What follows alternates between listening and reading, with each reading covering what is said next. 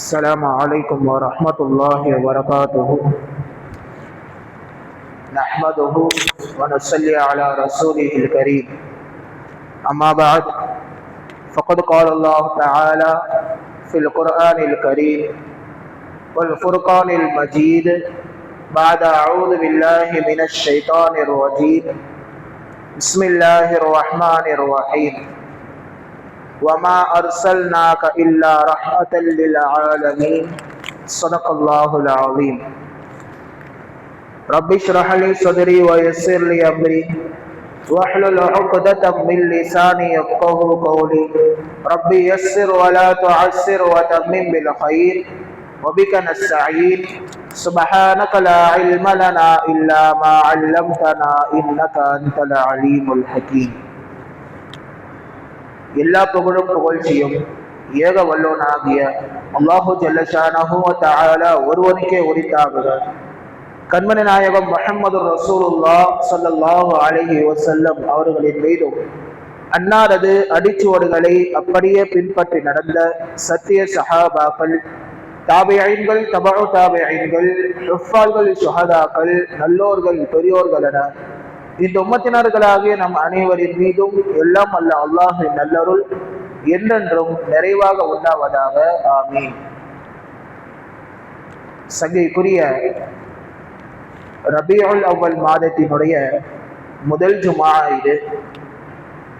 நமது உயிரிலும் மேலான முத்தான முஹம்மது ரசூலுல்லாஹ் ஸல்லல்லாஹு அலைஹி வஸல்லம் அவர்கள் பிறந்த மாதமாகிய இந்த ரபியுல் அவ்வல் என்று சொல்லப்படக்கூடிய முதல் வசந்தம். உண்மையிலேயே இந்த மாதத்திலிருந்து தான் எப்பொழுது ரசூலுல்லாஹி ஸல்லல்லாஹு அலைஹி வஸல்லம் அவர்கள் பிறந்தார்களோ உலகத்திற்கே வசந்தம் என்பது உருவானது.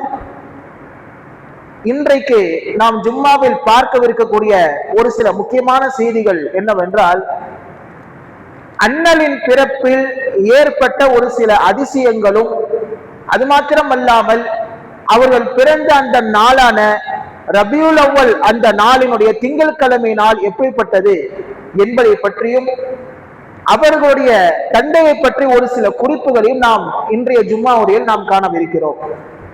கண்ணியத்திற்குரியவர்களே, திங்கட்கிழமை இருக்கின்றதே நபி ஸல்லல்லாஹு அலைஹி வஸல்லம் அவருடைய வாழ்நாளிலே மறக்க முடியாத ஒரு கிழமையாகத்தான் இருந்தது. வரிசையிட்டு ஹதீஸில் சஹாபாக்கள் சொல்கிறார்கள், பலதன் நபி ஸல்லல்லாஹு அலைஹி வஸல்லம் ஃபி யௌமில் இத்னைன், நபி ஸல்லல்லாஹு அலைஹி வஸல்லம் அவர்கள் பிறந்தது திங்கட்கிழமை. அது மாத்திரமல்ல, வஃபீஹி பஅத், நபி ஸல்லல்லாஹு அலைஹி வஸல்லம் அவர்களுக்கு நபித்துவம் கொடுக்கப்பட்டதும் திங்கட்கிழமை என்றுதான். நபி ஸல்லல்லாஹு அலைஹி வஸல்லம் அவர்களுக்கு 40 வயது இருக்கும் பொழுது ஹிரா மலை குகையில் வைத்து நபி ஸல்லல்லாஹு அலைஹி வஸல்லம் அவர்களுக்கு நபி பட்டம் வழங்கிய அந்த கிழமை திங்கட்கிழமையாக இருந்தது. இதனால் தான் ஒரு தடவை சஹாபாக்கள் ரசூலுல்லாஹி ஸல்லல்லாஹு அலைஹி வஸல்லம் அதை பார்த்து இப்படி கேட்டார்கள், யா ரசூலல்லாஹ், எதற்காக வேண்டி நீங்கள் திங்கட்கிழமையில் அதி முக்கியத்துவம் கொடுத்து நோன்பை நீங்கள் நோக்கிறீர்கள் என்று சொல்லி கேட்கும் பொழுது நபி ஸல்லல்லாஹு அலைஹி வஸல்லம் அவர்கள் சொன்னார்கள், ஃபீஹி உலித வ ஃபீஹி உன்ஸில அலைய, இந்த திங்கட்கிழமை என்றுதான் நான் பிறந்தேன், இந்த திங்கட்கிழமை என்றுதான் எனக்கு வஹி என்பது வர ஆரம்பித்தது, அப்பொழுதுதான் அல்லாஹ் தஆலா எனக்கு நுபுவத்தை, நபிப்பட்டத்தை கொடுத்தான் என்று சொல்லி ரசூலுல்லாஹி ஸல்லல்லாஹு அலைஹி வஸல்லம் சொல்கிறார்கள். ஆகவே திங்கட்கிழமை என்று நோன்பு வைப்பது நபி வழியும் கூட அது ஒரு சுன்னத்தாகவும் இருக்கின்றது. இன்னும் ஒரு கூடுதல் தகவல் என்ன தெரியுமா? யாராவது நபி வழியில் பிறந்த நாள் கொண்டாட வேண்டும் என நினைத்தால் அவர்கள் பிறந்த அந்த கிழமைகளில் நோன்பு நோற்பது என்பது இது நபி வழியினுடைய பிறந்த நாள் கொண்டாட்டமாக இருக்கின்றது என்பதையும் நாம் இங்கே சற்று புரிந்து கொள்ள வேண்டும். ஆக திங்கட்கிழமை என்பது நபி ஸல்லல்லாஹு அலைஹி வஸல்லம் வாழ்க்கையில் நீக்க முடியாத ஒரு வரலாற்று சோடாக இருக்கின்றது என்பதை நாம் இங்கே தொடர்ந்து பார்க்கிறோம். அடுத்தபடியாக சஹாபாக்கள் இங்கே குறிப்பிடுகின்றார்கள், வஃபீஹி உரிஜ பிஹி இலா ஸமா, மூன்றாவதாக நபி ஸல்லல்லாஹு அலைஹி வஸல்லம் வாழ்க்கையில் நிகழ்ந்த முக்கியமான நிகழ்வு அதுதான் நமக்கு 5 வேளை தொழுகை கடமையாக்கப்பட்ட அந்த மிஅராஜுடைய நிகழ்வு. இங்கிருந்து பைத்துல் முகத்தஸ் சென்று, மக்காவிலிருந்து பைத்துல் முகத்தஸ் சென்று அங்கிருந்து 7 வானங்கள் எல்லாம் கடந்து சிதறத்துல் முன்தஹாவை கடந்து அல்லாஹ்வை சந்தித்து 5 வேளை தொழுகைகளை இந்த உம்மத்திற்கு பெற்றுக் கொடுத்தார்களே, அந்த பெற்றுக் கொடுத்த அந்த தினம் என்பது திங்கட்கிழமையாக இருந்தது. வஃபீஹி ஹாஜர, 4வதாக ஒரு தனி சிறப்பு இந்த திங்கட்கிழமைக்கு. நபி ஸல்லல்லாஹு அலைஹி வஸல்லம் அவர்கள் ஹிஜ்ரத் செய்த அந்த கிழமையும் கூட திங்கட்கிழமை தான். வஃபீஹி மாத, கடைசியாக 5வதாக இந்த திங்கட்கிழமை என்றுதான் நபி ஸல்லல்லாஹு அலைஹி வஸல்லம் அவர்கள் வஃபாத்தும் ஆனார்கள் என்பதாக இப்னு கஸீர் ரஹ்மத்துல்லாஹி அலைஹி அவர்கள் ஹஜ்ரத் ஜாபிர், ஹஜ்ரத் அப்துல்லாஹ் இப்னு அப்பாஸ் ரலியல்லாஹு அன்ஹு போன்ற சொல்லை இங்கே பதிவு செய்கின்றார்கள்.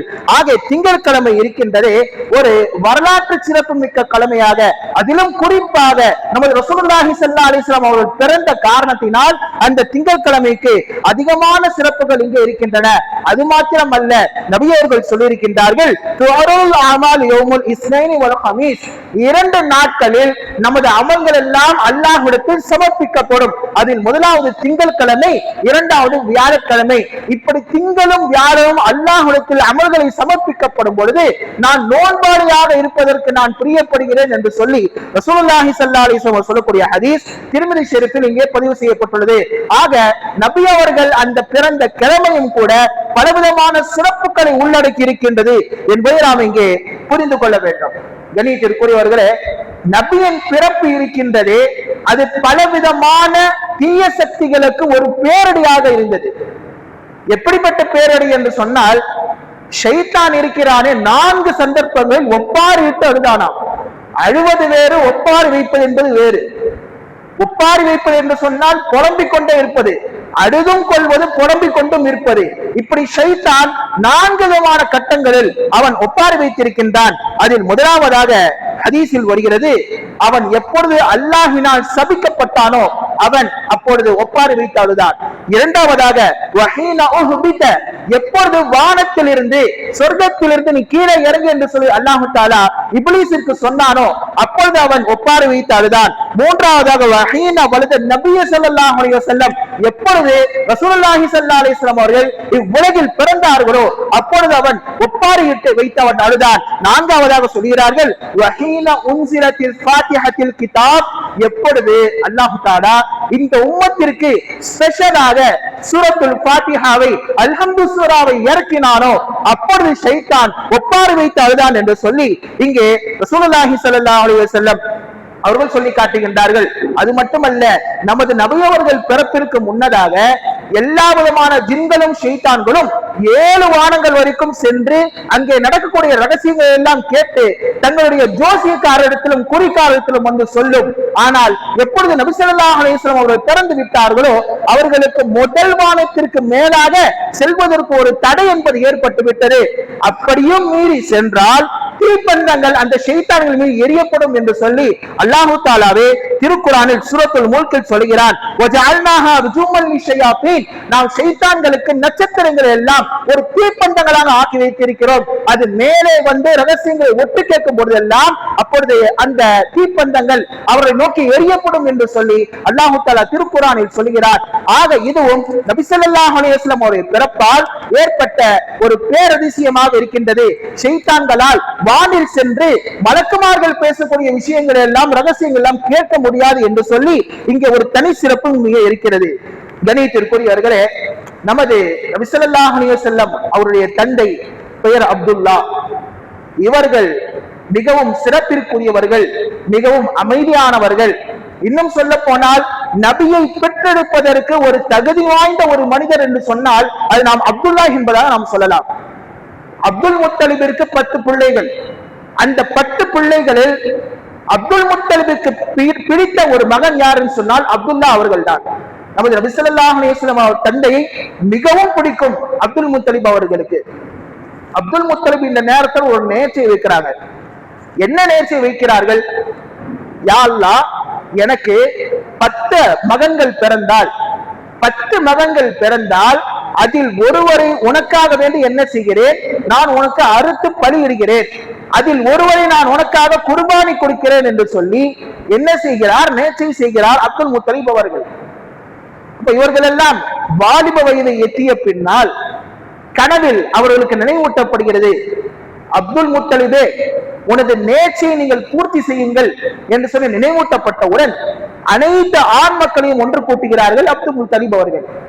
அப்துல் முத்தலிப் அவர்கள் ஒன்று கூட்டியவுடன் அனைத்து ஆண் மக்களும் ஒன்று சேர்ந்தவுடன் சொல்கிறார்கள், இதை போன்று நான் ஒரு நேர்ச்சை செய்திருந்தேன், உங்கள யாராவது ஒருவரை நான் கண்டிப்பாக குர்பானி கொடுப்பேன் என்பதாக சொன்னவுடன் சீட்டில் பெயர்கள் எல்லாம் எழுதி போடப்படுகிறது.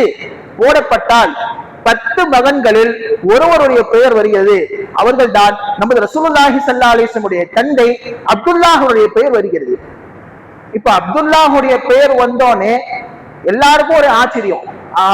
அப்துல் முத்தலிபுக்கு பிடித்த மகனுடைய பெயர் வருகிறது, செல்ல மகனுடைய பெயர் வருகிறது. எப்படி அப்துல் முத்தலிப் இந்த நேர்ச்சியை நிறைவேற்றுவார் என்று சொல்லி எல்லாரும் திகைத்துக் கொண்டிருக்கும் பொழுதுதான் கொஞ்சம் கூட யோசிக்காமல் அப்துல் முத்தலிப் அவர்கள் வாளை எடுத்தார்கள். நேராக அப்துல்லாஹிடம் செல்வதற்காக புறப்பட்டார்கள். அப்பொழுதுதான் அப்துல் முத்தலிபுடைய சகோதரிகள் எல்லாம் தடுத்து நிறுத்தி, இருங்க, அவசரப்படாதீங்க, நம்ம இங்க உள்ள குறிக்காரரிடத்தில் கேட்கலாம், அப்துல்லாஹிற்கு பகரமாக வேற ஏதாவது செய்ய முடியுமா என்று சொல்லி கேட்கப்படும் பொழுது அதற்கு அந்த குறிகாரர்கள் சொன்னார்கள், அப்துல்லாஹிற்கு பகரமாக 10 ஒட்டங்களை நீங்கள் அடுத்து அல்லாஹிற்காக குர்பானி கொடுங்க என்று சொல்லும் பொழுது, அப்ப ஒரு பக்கத்துல அப்துல்லாஹுடைய பெயர் எழுதப்படுகிறது, மறுபுறத்தில் 10 ஒட்டங்கள் என்று எழுதப்படுகிறது, சீட்டு குலுக்கி போடப்படுகிறது. சீட்டு குலுக்கி போட்டானா அப்துல்லாஹுடைய பெயர் தான் வருகிறது. அடுத்து அப்துல்லா 20 ஒட்டகம் என்று சொல்லி சீட்டு குலுக்கி போடப்படுகிறது, அப்துல்லாஹுடைய பெயர் தான் வருகிறது. 30 ஒட்டகம் அப்துல்லா, அப்துல்லாஹுடைய பெயர் தான் வருகிறது. 40 ஒட்டகம் அப்துல்லா, அப்துல்லாஹுடைய பெயர் தான் வருகிறது. 50, 60, 70, 70 கடைசியாக 90 வரைக்கும் வந்தவுடன் 90 ஒட்டகம் அப்துல்லா என்று வந்தபோது அப்பொழுதும் அப்துல்லாஹுடைய பெயர் தான் வந்தது. கடைசியா அப்துல் முத்தலிப் பார்த்தாங்க, அடுத்த தடவை அதாவது 100 ஒட்டகம் அப்துல்லான் போடுவேன், அப்படி ஒருவேளை 100 ஒட்டகம் வரவில்லை என்று சொன்னால் அப்துல்லாஹை நான் குர்பானி கொடுத்து விடுவேன் சொல்லி உறுதியாக நின்றார்கள். கடைசியாக 100 ஒட்டகம் அப்துல்லாஹ் என்று போடப்பட்டது. அப்பொழுது அல்லாஹ் தஆலாவுடைய நாட்டத்தால் 100 ஒட்டகம் கிடைத்தது. அதாவது அப்துல்லாஹ் என்பவர் எதற்கு சமமானவர் தெரியுமா? அவர் 100 ஒட்டகத்திற்கு சமமானவர் என்று சொல்லி அல்லாஹ் தஆலா அந்த இடத்தில் உணர்த்தி காட்டுகிறார்.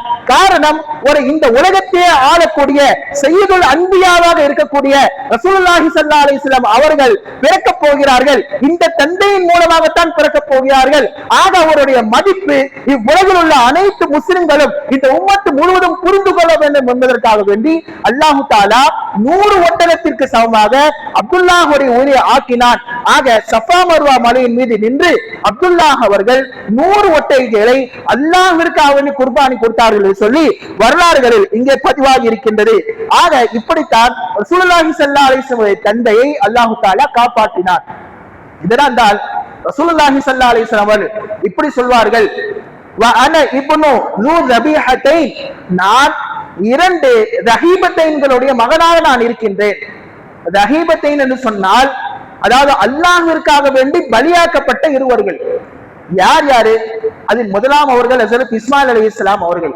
ஏனென்றால் இஸ்மாயில் அலைஹிஸ்ஸலாம் அவருடைய வம்சத்தில் இருந்தால் வந்தவர்கள் நமது ரசூலுல்லாஹி ஸல்லல்லாஹு அலைஹி வஸல்லம் அவர்கள். அவர்களை அறுக்க வேண்டும் என்று சொல்லி எப்படி ஹஜ்ரத் இப்ராஹிம் அலைஹிஸ்ஸலாம் கனவு கண்டு அந்த கனவை நிறைவேற்றுவதற்காக சென்றார்களோ அதே போன்றுதான் பாட்டனார் அப்துல் முத்தலிப் அவர்கள் தன் தந்தையாகிய அப்துல்லாஹ் அவர்களை அறுப்பதற்காக வேண்டி சென்றார்கள். இதனால் ரசூலுல்லாஹி ஸல்லல்லாஹு அலைஹி வஸல்லம் சொல்கிறார்கள், வ அன ذو ذبيحتين, நான் 2 அறுக்கப்பட்டவர்களுடைய மகனாக நான் இருக்கின்றேன் என்று சொல்லி பெருமிதமாக சொல்வார்கள் ரசூலுல்லாஹி ஸல்லல்லாஹு அலைஹி வஸல்லம். கண்ணியத்திற்குரியவர்களே, ஆமினா அம்மையார் ரசூலுல்லாஹி ஸல்லல்லாஹு அலைஹி வஸல்லம் அவர்களை கருவாக வயிற்றில் சுமக்கும் பொழுது அவர்களுக்கு எந்த விதமான சிரமமும் இல்லை. ஒரு பிள்ளை தாட்சி, ஒரு பிள்ளை பெற்றிருக்கக்கூடிய பெண் என்னென்னலாம் சிரமங்களை அனுபவிப்பார்களோ அல்லாஹு தஆலா அவர்களுக்கு அந்த சிரமங்களை எல்லாம் தரவில்லை. அதற்கு மாறாக கனவில் அவர்களுக்கு சுப செய்திகளாகத்தான் சொல்லப்பட்டது. ஹதீஸில் இப்படி வருகிறது, கத ஹமல்த பிஸையி ஹாதிஹில் உம்மா, கனவில் வந்து ஒவ்வொரு நபிமார்களும் சொல்லிக் கொண்டு செல்வார்கள்.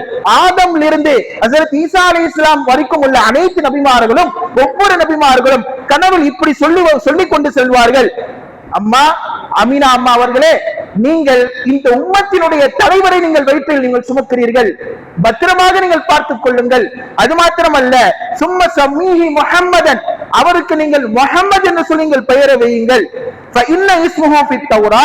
ஏனென்றால் தௌராத்தில் உங்கள் மகனுடைய பெயர் என்ன தெரியுமா? அஹ்மத் என்று சொல்லி குறிப்பிடப்பட்டிருக்கிறது. இஞ்சிலில் உங்களுடைய மகனுடைய பேர் என்ன தெரியுமா? அஹ்மத் என்று சொல்லி பெயர் குறிப்பிடப்பட்டிருக்கிறது. காரணம், வானத்தில் உள்ளவர்களும் சரி பூமியில் உள்ளவர்களும் சரி அனைவரும் உங்களுடைய மகனை புகழ்ந்து கொண்டேதான் இருப்பார்கள் என்று சொல்லி இப்படி மாறி மாறி கனவுகள் ஆமினா அம்மையாருக்கு வர தொடங்கியது. இதன் காரணத்தினால் அவர்கள் ரசூலுல்லாஹி ஸல்லல்லாஹு அலைஹி வஸல்லம் அவர்களுடைய வயிற்றில் கருவாக இருக்கும் பொழுது ஒரு ஒளி என்பது வீசியது. அந்த ஒளி வீசியதின் காரணத்தினால் ஷாம் தேசத்தில் உள்ள கோட்டைகள் எல்லாம் தகர்ந்தன என்று சொல்லி வரலாறுகளில் இங்கே பதிவாகி இருக்கின்றது. அது மாத்திரமல்ல, கடைசியாக நமது ரசூலுல்லாஹி ஸல்லல்லாஹு அலைஹி வஸல்லம் அவர்களுக்கும் ஒரு சில சோதனைகள். பிறப்பதற்கு முன்பே தந்தை வஃபாத் இருக்கிறார்கள். ஷாம் நாட்டிற்கு சென்று வியாபாரத்தை எல்லாம் முடித்துக் கொண்டு மதினா வழியாக வரும் பொழுது சற்று உடல்நிலை சரியில்லாமல் போய்விட்டது.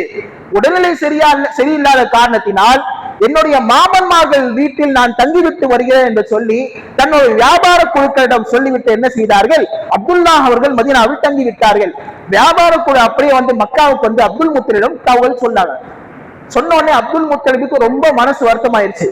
எனக்கு ரொம்ப பிரியமான மகன் இப்ப மதீனால அவ்வளவு தூரத்துல, அதிலும் உடல்நிலை சரியில்லாம இருக்கிறானே, இது சரியில்லை என்று சொல்லி தனது இன்னொரு மகனை ஹாரிஸ் அவர்களை மதீனாவிற்கு சென்று பார்த்து விட்டு வா என்று சொல்லி அவர்களை அனுப்பப்படுகிறது.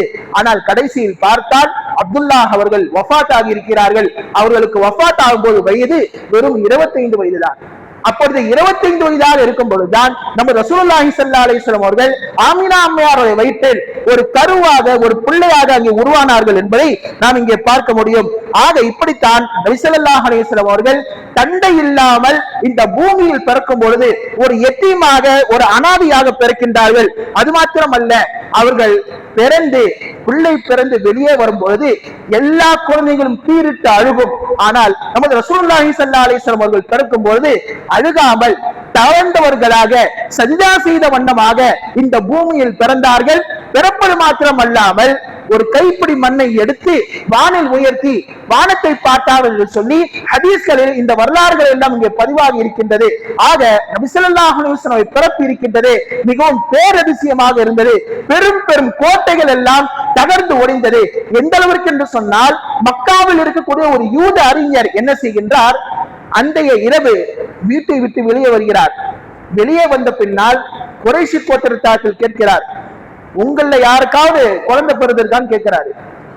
கேட்டோன்னே எங்கள யாருக்கும் குழந்தை பிறந்த மாதிரி தெரியல, இருந்தாலும் நாங்கள் விசாரித்துக் கொண்டு வருகிறோம் என்று சொல்லி நேராக விசாரிக்கும் பொழுது அப்துல் முத்தலிபுக்கு பேரப்பிள்ளை பிறந்திருக்குன்னு சொல்றாங்க. அந்த யூத அறிஞர் கிட்ட நேராக யூத அறிஞர் என்ன செய்யறாருன்னா, நேராக ரசூலுல்லாஹி ஸல்லல்லாஹு அலைஹி வஸல்லம் குழந்தையாக இருக்கும்போது பார்க்க வருகிறார்கள். பார்க்கும் பொழுது இப்படி திருப்பி பார்க்கிறாங்க, முதுகு பக்கம். முதுகில் நபி ஸல்லல்லாஹு அலைஹி வஸல்லம் முதுகன் தண்டுல ஒரு ஆப்பிள் பழத்தை போன்று சின்னதாக ஊட்டி ஆப்பிள் சைஸ்ல ஒரு முத்திரை என்பது இருக்கும். அதுதான் இறுதி நபித்துவத்துடைய முத்திரை. அப்பொழுதுதான் சொன்னார் அந்த யூத அறிஞர், ஆஹா, பனு இஸ்ராயலுடைய குடும்பத்தில் இருந்து நபித்துவம் என்பது முடிந்து விட்டது, இறுதி நபி என்பவர் இவர்தான், இவரை நீங்கள் பின்பற்றுங்கள் என்று சொல்லி சற்று கை சேதமாகும், எங்களை விட்டு நபித்துவம் போய்விட்டதை சென்று விட்டது என்று சொல்லி சற்று கை சேதமாகும், இன்னும் சந்தோஷமாகவும் அந்த யூத அறிஞர் சொன்னார் என்று சொல்லி வரலாறுகளில் இங்கே பதிவாகி இருக்கின்றது. ஆக நமது ரசூலுல்லாஹி ஸல்லல்லாஹு அலைஹி வஸல்லம் பிறப்பு பெரும் பெரும் தலைமைகளுக்கு ஒரு பேரடியாக இருந்தது என்பதை நாம் இங்கே சற்று பார்க்க முடியும். முஹம்மது என்று சொல்லி பெயர் வைக்கப்பட்டது. அரபுலகில் யாருக்கும் முஹம்மது என்று சொல்லி அப்பொழுது வரைக்கும் பெயர் வைக்கல. அப்போ காரணம் கேட்கப்பட்டது அப்துல் முத்தலிப் கிட்ட, எதற்காக வேண்டி நீங்கள் முஹம்மது என்று பெயர் வைக்கிறீர்கள் என்று சொல்லி கேட்கப்படும் பொழுது, எனது பிள்ளை உலகம் முழுவதும் பெயர் பரவ வேண்டும், அந்த பெயர் பரவி அனைவரும் இவருடைய புகழை பாட வேண்டும், இதற்காக வேண்டித்தான் நான் முஹம்மது என்று சொல்லி பெயர் வைக்கிறேன் என்று சொன்னார்கள் அப்துல் முத்தலிப் அவர்கள். அல்லாஹ் தஆலா அவருடைய ஆசையை கபூல் செய்து கொண்டார். இன்று வரைக்கும் அவரை நாம் முஹம்மது என்று நாம் கூப்பிடுகின்றோம். அது மாத்திரம் அல்ல, திட்டுபவனாக இருந்தாலும் முஹம்மது என்று தான் புகழ்ந்து கூறுகின்றான். முஹம்மதுனா என்ன அர்த்தம்? புகழப்பட்டவர் இந்த அர்த்தம். ஒரு தடவை அப்படித்தான் சஹாபாக்கள் சொன்னார்கள், யா ரசூலல்லாஹ், காஃபிர்கள் எல்லாம் உங்கள் திட்டுகிறார்களே, அதாவது எப்படி திட்டுவானா காஃபிர்கள் முஹம்மது ஸல்லல்லாஹு அலைஹி வஸல்லம் அவர்களை முஹம்மது சொல்லி அழைக்க மாட்டாங்க. எப்படி கூப்பிடுவாங்கன்னா மஸ்மூம் அப்படின்னு சொல்லி கூப்பிடுவாங்க. ஹதீஸ் வருகிறது, மஸ்மூம் என்றால் இகழப்பட்டவர் என்ற அர்த்தம். முஹம்மது என்று சொன்னால் புகழப்பட்டவர் என்ற அர்த்தம். அப்ப உங்க எல்லாம் மதுமம் என்று கூப்பிடுகிறார்களே யார் ரசூலுல்லாஹ் என்று சொல்லி கேட்கும் பொழுது அதற்கு ரசூலுல்லாஹி ஸல்லல்லாஹு அலைஹி வஸல்லம் சொன்னார்கள், அவர்கள் யாரோ ஒரு மதுமமை தான் திட்டுகிறார்கள், ஆனால் வான முஹம்மத், நான் முஹம்மதாக இருக்கின்றேன், என்னை எப்படி திட்ட முடியும்? கொஞ்சம் யோசிச்சு பாருங்க. யாரோ ரசூலுல்லாஹி ஸல்லல்லாஹு அலைஹி வஸல்லம் திட்டுறாங்க அப்படின்னு சொன்னானா தமிழ்ல அப்படியே கொஞ்சம் அர்த்தத்தை டிரான்ஸ்லேஷன் பண்ணி பாருங்களேன். புகழப்பட்டவர் தவறு செய்து விட்டார், புகழப்பட்டவர் பலவிதமான தவறு செய்து விட்டார், இப்படிதான் சொல்லி திட்டுவானே தவிர இகழப்பட்டவர் சொல்லி யாராவது சொல்ல முடியுமா? சொல்ல முடியாது. அதே தான் ரசூலுல்லாஹி ஸல்லல்லாஹு அலைஹி வஸல்லம் சொல்கிறார்கள், அவன் திட்டுவது வேற எவனோ திட்டுகிறான், ஆனால் நான் முஹம்மதாக இருக்கிறேன், போலப்பட்டவனாக இருக்கிறேன் என்று சொல்லி தனது பெயரிலும் கூட அல்லாஹ் தஆலா என்ன செய்திருக்கின்றான்? நபி அவர்களை திட்டாமல் அங்கே அல்லாஹ் பாதுகாத்து வைத்திருக்கிறார் என்று சொல்லிதான் ஒரு நிதர்சனமான உண்மையாக இருக்கின்றது. ஆக எல்லாம் வல்ல இறைவன் நபி ஸல்லல்லாஹு அலைஹி வஸல்லம் உடைய வாழ்க்கை வரலாற்றுகளை தெரிந்து நாம் அவர்களுடைய வழியை பின்பற்றக்கூடிய தௌஃபீக்கை எல்லாம் வல்ல அல்லாஹ் நம் அனைவருக்கும் பதில் புரிவானாக. ஆமீன். வ ஆகிரு தஅவானா அல்ஹம்துலில்லாஹி ரப்பில் ஆலமீன். சுன்னத்துல்லாஹ் தொழுது கொள்ளுங்கள்.